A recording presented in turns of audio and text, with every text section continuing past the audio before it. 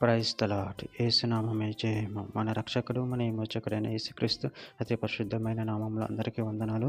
చిన్న ప్రార్థన ద్వారా ఉదయకాల వాక్య భాగం ధ్యానించుకుందాము.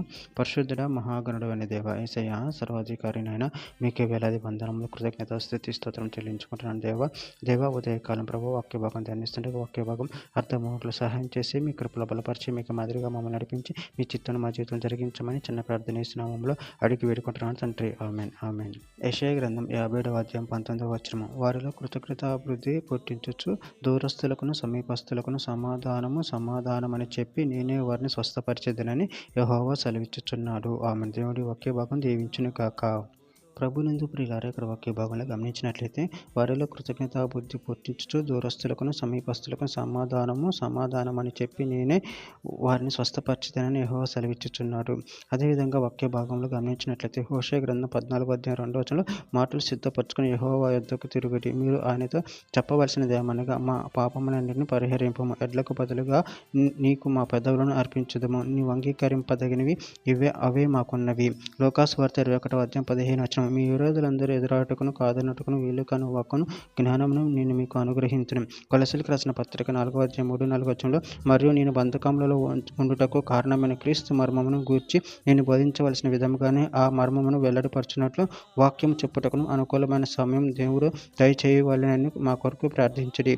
హెబ్రీయులకు రాసిన పత్రిక 13వ అధ్యాయం 15వ వచనం. కాబట్టి ఆయన ద్వారా మనం దేవునికి ఎల్లప్పుడూ స్తుతియాగం చేయుదము, అనగా ఆయన నామమును ఒప్పుకొనుచు జీవఫలము అర్పించుదము. లోకాసువార్త 2వ అధ్యాయం 14వ వచనం. సర్వోన్నతమైన స్థలములలో దేవునికి మహిమయు ఆయనకు ఇష్టులైన మనుషులకు భూమి మీద సమాధానమును కలుగును అని దేవుని స్తోత్రము చేయుచుండెను. అపోస్తల కార్యముల గ్రంథం 10వ అధ్యాయం 36వ వచనం. యేసుక్రీస్తు అందరికీ ప్రభు, ఆయన ద్వారా దేవుడు సమాధానకరమైన సువార్తను ప్రకటించి ఇజ్రాయేలుకు పంపిన వర్తమానం మీరు ఎరుగుదురు. కొరింథీయులకు రాసిన 2వ పత్రిక 5వ అధ్యాయం 18వ వచనం. సమస్తము దేవుని వలనైనవి, ఆయన మనలను క్రీస్తు ద్వారా తనతో సమాధాన పరచుకొని ఆ సమాధాన పరిచర్య మాకు అనుగ్రహించి.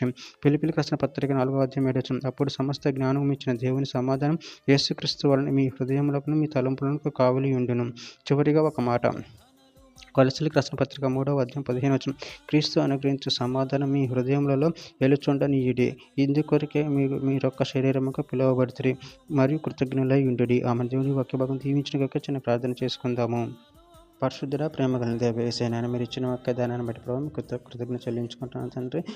మీరనే సమాధానపరచు దేవుడు ఎవరన్నారు తండ్రి. మాలో ఉన్న అవిధేయతను తీసివేసి ప్రభావ సమాధానం కలిగి జీవించే శక్తిని అనుగ్రహించి మీ ప్రేమ కృపలో బలపరిచి స్థిరపరచమని చిన్న ప్రార్థన చేసి నామములో అడిగి వేడుకుంటున్నాను తండ్రి. Amen amen amen.